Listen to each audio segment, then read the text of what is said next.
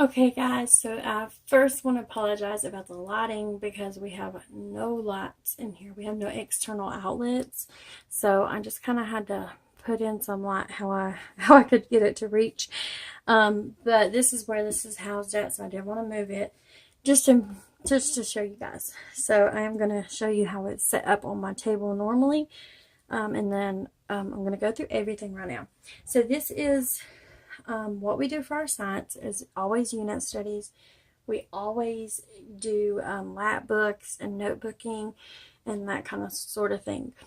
So this is just some of the materials that I have borrowed from the library. I have purchased myself and had for many years and just kind of have here and there. So we're going to talk about books first and then go on to the other things that are around me. So we are kind of focusing a lot on caterpillars right now. So I got tons of caterpillar books from our library, and these are just some really cute stories, some of the best recommended stories about caterpillars.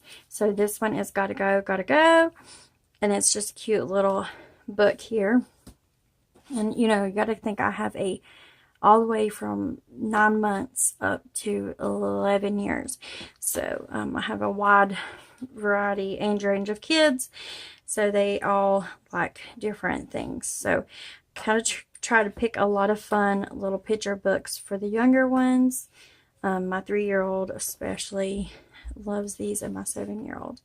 So this one is a really cute one called Clara Caterpillar. And then it's a really cute one. It has a good story behind it. And then this is a classic, The Caterpillar and the Pollywog.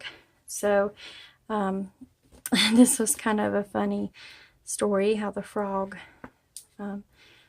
was kind of watching how he changed and how the caterpillar changed.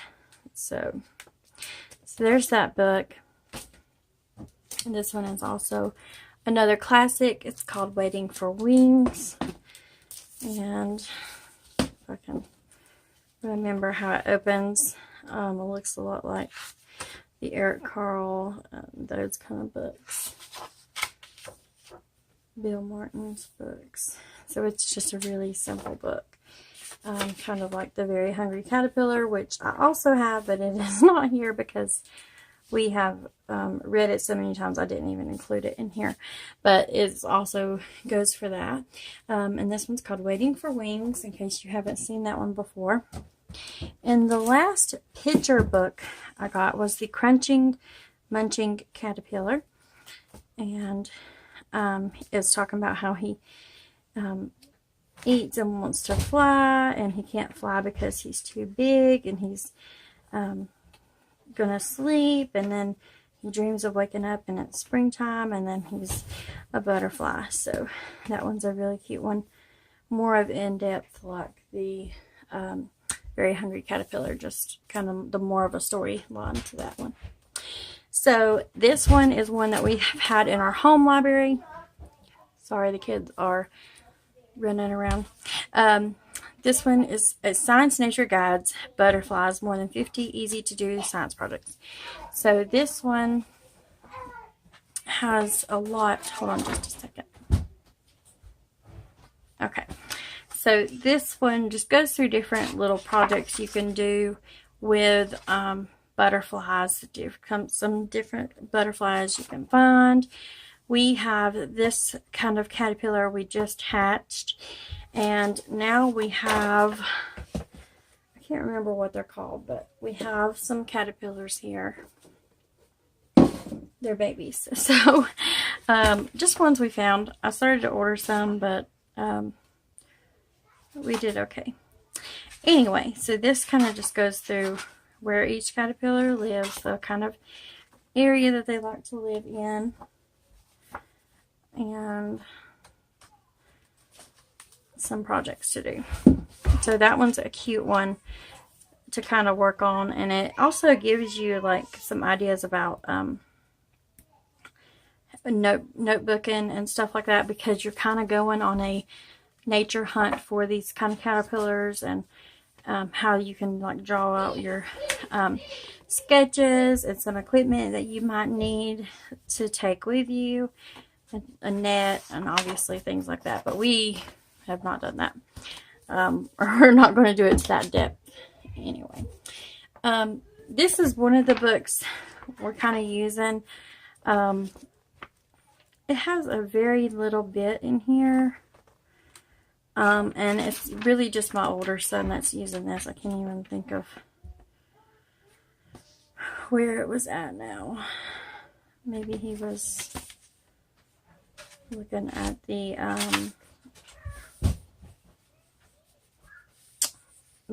different ones, like maybe Dragonflies or something in there. Anyway, that one's just one that we've been referencing here and there with stuff. This is one of our favorite books. I had got this because we do a lot of artwork, and this was just one that had just such pretty pictures in it for various nature studies that we want to do. And let's see the butterfly page. I don't think I have any of these marked. There's not a ton of information in this, but there was a lot of cool pictures. So here's some moths, and there's some different butterflies. So it kind of gives them a good idea of how to draw these.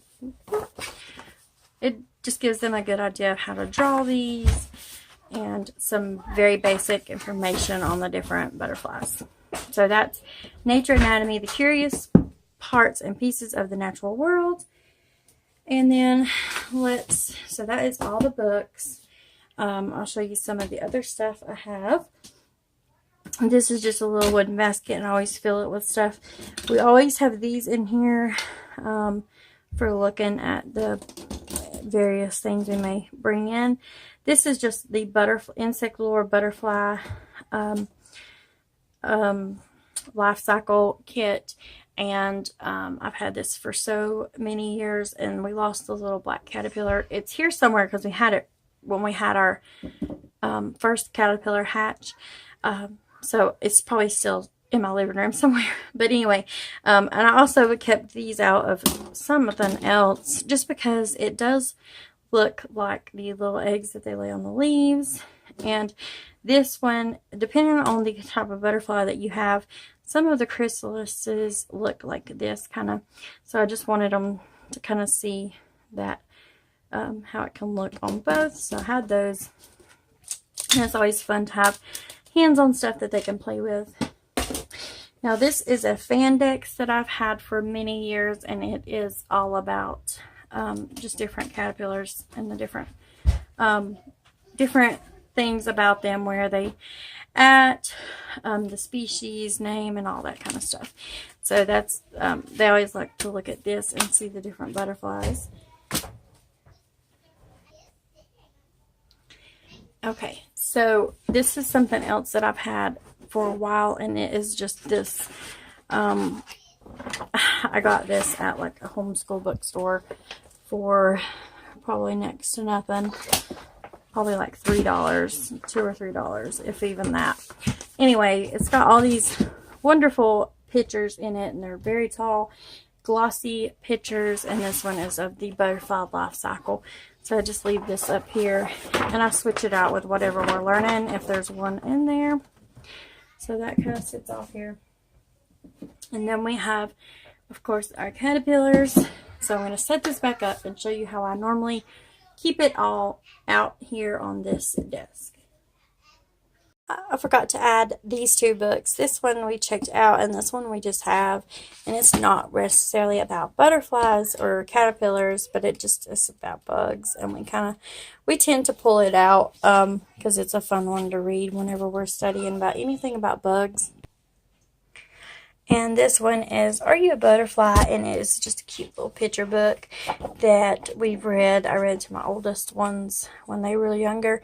And it's just this journey of this caterpillar and how a caterpillar's life is. It's kind of a fun look at the life cycle of a butterfly through a picture book storyline type thing.